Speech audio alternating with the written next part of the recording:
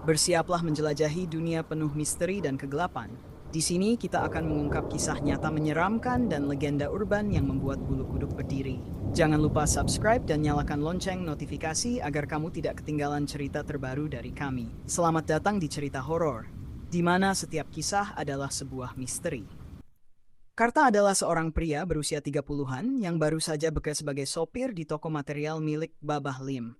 Baru 5 bulan Karta bekerja di toko itu, tetapi ia sudah merasa ada sesuatu yang aneh di sana. Ucup, karyawan senior yang sudah bekerja bertahun-tahun di toko tersebut, seringkali memberi nasihat kepada Karta untuk selalu berhati-hati dan tidak terlalu banyak bertanya. Babah Lim, seorang pria tua keturunan Tionghoa, adalah pemilik toko material tersebut. Meskipun toko materialnya terkenal di seantero Tangerang, banyak desas-desus tentang praktik pesugihan yang dilakukan oleh Babah Lim untuk mempertahankan kesuksesannya. Namun, tak seorang pun berani mengkonfrontasi atau mempertanyakan kebenaran rumor tersebut. Pada suatu siang yang terik di tahun 2010, Karta mendapat tugas untuk mengantarkan pesanan bahan baku bangunan ke desa sebelah. Ia memeriksa muatan mobil losbaknya dengan cermat sebelum berangkat, memastikan semua barang dalam keadaan baik. Jalanan desa Sarikaung yang sepi membuat Karta merasa nyaman dan tenang dalam menjalankan tugasnya. Namun, ketenangan itu berubah menjadi mimpi buruk. Di tengah perjalanan, tepat saat Karta melintasi tikungan tajam yang sepi, ia mendengar suara benturan keras dari belakang. Dengan jantung berdegup kencang, Karta menghentikan mobilnya dan bergegas keluar untuk memeriksa. Di jalan yang sunyi itu, seorang anak muda tergeletak tak bergerak dengan motor yang hancur. Darah mengalir deras dari tubuhnya, mengotori jalanan berdebu. Karta yang gemetaran berusaha mencerna kejadian itu. Ia yakin sudah mengemudi dengan hati-hati dan pelan, tetapi anak muda itu tetap tersenggol mobilnya hingga tewas. Ia merasa seolah-olah ada kekuatan tak terlihat yang menarik anak muda itu ke arahnya. Polisi datang dan melakukan penyelidikan. Karta, yang masih dalam keadaan syok, hanya bisa memberikan keterangan seadanya. Namun, bayangan anak muda yang tewas itu terus menghantuinya.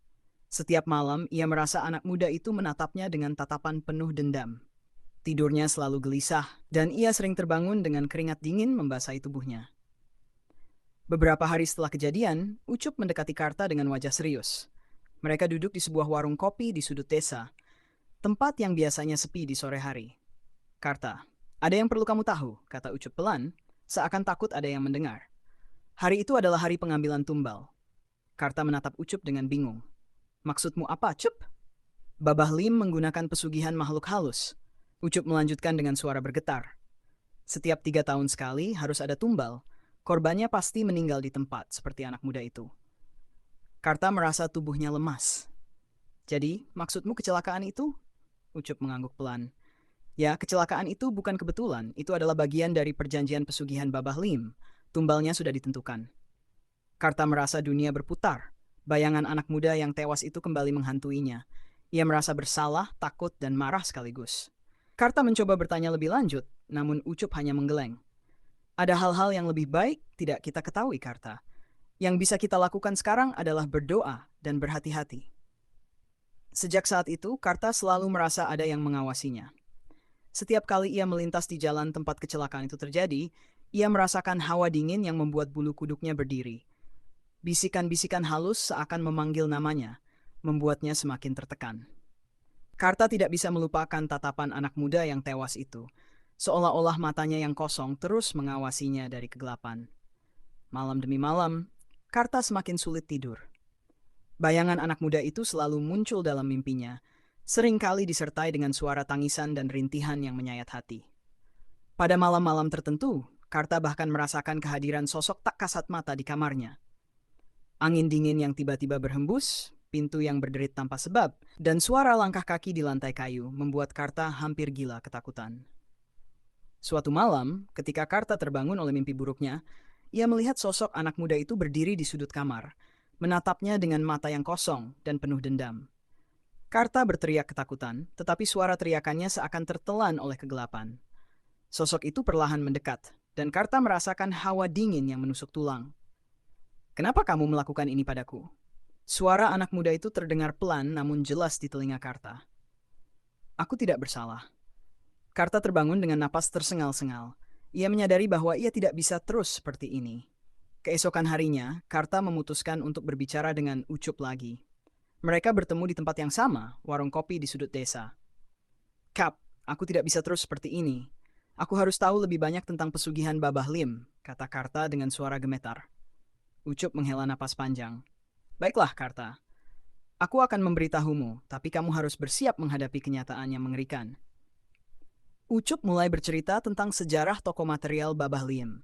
Dulu, toko itu hanya sebuah toko kecil yang hampir bangkrut. Namun, tiba-tiba saja, keberuntungan Babah Lim berubah drastis. Toko itu berkembang pesat dan menjadi yang terbesar di daerah itu. Orang-orang mulai berbisik bahwa Babah Lim melakukan pesugihan dengan makhluk halus untuk mendapatkan kekayaan dan kesuksesan. Setiap 3 tahun sekali, pesugihan itu membutuhkan tumbal, seorang korban yang harus meninggal secara tragis. Kematian anak muda itu bukanlah kecelakaan biasa. Ia sudah dipilih sebagai tumbal, dan takdirnya sudah ditentukan oleh kekuatan gelap yang mengelilingi toko material Babah Lim. Karta merasa ngeri mendengar cerita Ucup. Namun, ia juga merasa lega karena akhirnya tahu kebenarannya. Ia memutuskan untuk berhenti dari pekerjaannya di toko material itu, meskipun itu berarti harus mencari pekerjaan baru di tengah kesulitan ekonomi. Namun, meski Karta sudah keluar dari toko material Babah Lim, bayangan anak muda itu tetap menghantuinya. Ia merasa ada sesuatu yang belum selesai, sesuatu yang masih mengikatnya dengan kejadian mengerikan itu. Suatu malam, Karta memutuskan untuk pergi ke tempat kecelakaan itu terjadi, berharap bisa menemukan jawaban dan mungkin kedamaian. Ketika Karta tiba di tempat kecelakaan, suasana terasa mencekam.